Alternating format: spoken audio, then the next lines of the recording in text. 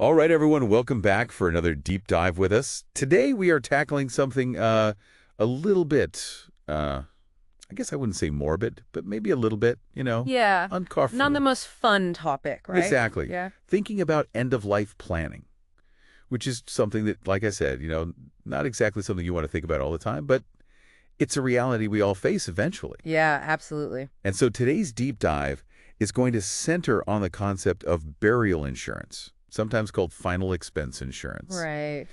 And we are going to be diving into some materials that we have. We've got a couple articles here and some statistics from the NFDA. Mm-hmm. And we're just going to be kind of taking a look and saying, what's this all about? Is it something worth considering? What's the pros and cons? So, yeah, let's just jump into it, I guess. I think a good place to start is just acknowledging that funerals are expensive. Oh, yeah. Like straight up, they cost a lot of money. Absolutely. The NFDA says that the average cost of a funeral for a burial can range from like, what, $8,000 to $12,000? Yeah, something like that. And then for cremation, you're looking at like 5 to 7. 5 to 7,000. So still a significant chunk of change. Yeah, I mean, that's not exactly pocket change that most people just have lying around. Right. And like what a lot of people don't realize is that those are just like the baseline costs, right? You've got to think about potential medical bills that might still be outstanding or any debts. It can quickly add up and become a real financial strain on families who are already dealing with, a loss. Yeah, absolutely. So I guess that's where burial insurance comes in, right? So Exactly. essentially it's a type of life insurance, but specifically designed to cover these final expenses. Yeah. You can kind of think of it as a safety net for your loved ones, ensuring that they're not going to be stuck with a huge bill on top of everything else they're going through. Right. And from what I understand, it's typically a whole life policy, which means as long as you're paying those premiums, it covers you for your whole life. Right, and the coverage amounts can vary, usually starting at around like $5,000 and going up to 50,000. Okay, so that sounds relatively simple, but I feel like there's always a catch, right? So what's the trade-off here? Well, the main thing to consider is that the premiums for burial insurance are generally higher per dollar of coverage compared to traditional life insurance. Oh, really? Why is that?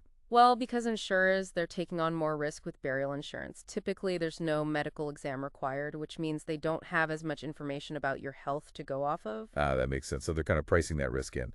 Okay, so higher premiums, anything else people should be aware of? Yeah, sometimes policies have this thing called a graded death benefit. Graded death benefit. What is that? It basically means that if you pass away within like the first 2 or 3 years of the policy, your beneficiaries won't get the full coverage amount. It'll be a percentage that gradually increases over time until they reach the full amount. Oh, wow. Okay, that's good to know. So you really got to pay attention to the fine print when you're looking at these policies, right? Oh, absolutely. Comparison shopping is key. Yeah, for sure. I think that actually brings up a really important point.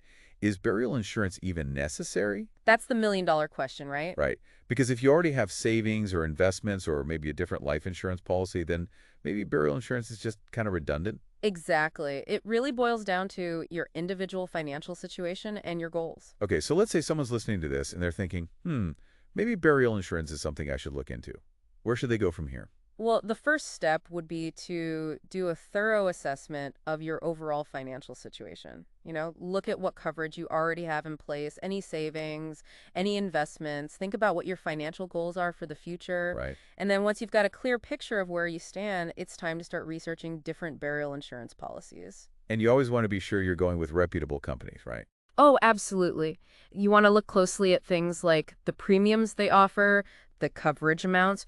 Read all that fine print. Make sure there aren't any exclusions or limitations you're not aware of. Yeah. And don't be afraid to ask questions.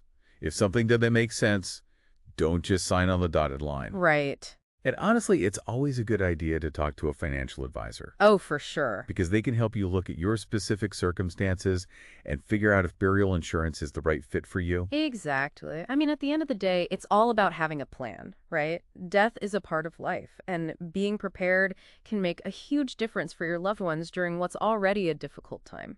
Couldn't have said it better myself. So while this has been, I'll admit, a bit of a heavy topic, I think we managed to break it down in a way that hopefully is helpful and maybe even a little bit reassuring. I hope so. Thanks for sticking with us on this deep dive. We'll be back soon with another episode covering a whole new topic. See you then. Bye, everyone.